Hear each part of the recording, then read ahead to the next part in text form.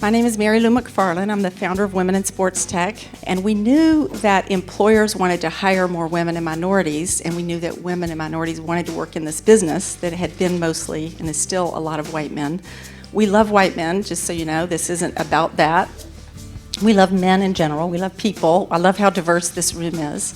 But what we wanted to do was just give opportunity and drive growth opportunities for women in the business. So let's talk a little bit about the importance of developing your own personal brand. Ultimately, the concept of authenticity is what's critical there. While you'll want to highlight and frame your interest in breaking into the space, being able to highlight how your past or previous experiences have built up the competency or credibility to do that is what's going to be key. You don't want to create a perfect perception, but you want to be authentic. I do think, for me, LinkedIn is a big platform. I really, really love LinkedIn. As you look at what you post and how you position yourself, I would just always think, what's the worst case that could happen? And would this kind of stand up in the test of time? Would you want this out there 20 years from now? So that's sort of my rule of thumb. Social media is, on one hand, it's kind of this free-flowing thing, right? But to me, consuming social media and creating content for social media requires more discipline than you would initially think it does, right? So what is your voice? What are you saying, and what are you putting out on what channels? You don't have to put everything out on every channel, and maybe you have a point of view on something, that you feel passionate about, so stick with that. How do you find the right mentors, and how do you find the right sponsor, and what's the difference there? I prefer to think about that as what do I want to be when I grow up.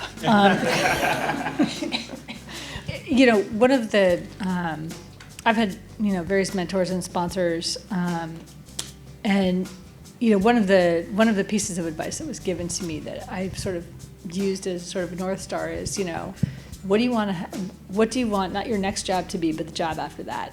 Where do you want to be in 2 jobs, right? And so what, to your point, are the stepping stones you need to get to that second job, right? And there's multiple paths you can take to get there. But understanding, sort of setting your goal, 2 jobs out relieves you from the pressure of saying, I need to be there now. What other tips would you have for minorities? And I say minorities very broadly. I wonder what advice you might have for breaking in without that kind of insider's hook, if you will. Yeah, I'll say 2 things. Number one, we talked about LinkedIn as being an influential tool for establishing or expanding your network. Oftentimes myself, my manager, she's our VP of Talent Acquisition, we'll talk back and forth. The number of LinkedIn messages that we get that when we reply, people will say, I didn't expect you to reply, is kind of surprising at times. People will often underestimate the power of actually reaching out to another person for a short conversation, a coffee, etc. I would just, probably reiterate and say, I always appreciate talking to someone who has ideas or thoughts or a point of view, rather than someone who's like, what jobs can I have? And people who have ideas are also people who know why they want that job too, right? Not just that this sounds really cool, I want to do it. Has anyone in here ever experienced imposter syndrome? You have to admit to yourself, what is in your kind of array of what you know and what you don't know, and then you kind of create that scorecard. How do I get to the next level? And be really open and honest about it. I think actually fake it till you make it is worse, because somebody on your team is then going to have to work for you in a way, or pick up the slack, which is not necessarily creating a good teamwork ambiance. So I think you want to be open and honest, and then put forward where you can improve.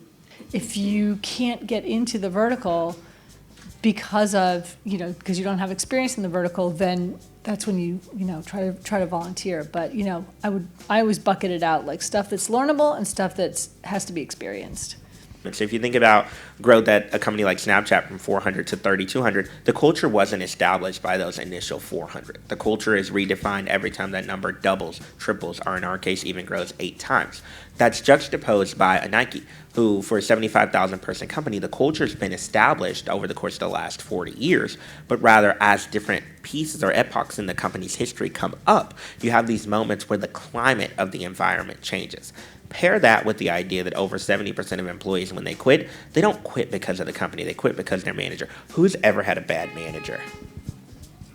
Yeah, see, even that car outside. We think a lot about diversity and inclusion. we think a lot about technology too, right? And there's been a lot written. This is sort of a circuitous way of coming to your point, but when people talk about AI, they often talk about bias and inherent bias in technology. Well, technology can only take so much bias out of the world. The team that's building the technology has to be diverse, otherwise there will be inherent bias. Like, you can never fully get rid of it, right? So if you're going to build an experience, an offering, a product, a solution, anything that you want to reach, as many people as you possibly can, the team that builds it has to be diverse. Otherwise, you're limiting yourself and you're limiting your business. So it's not just a sports thing. It's, in this case, it's a technology thing. But,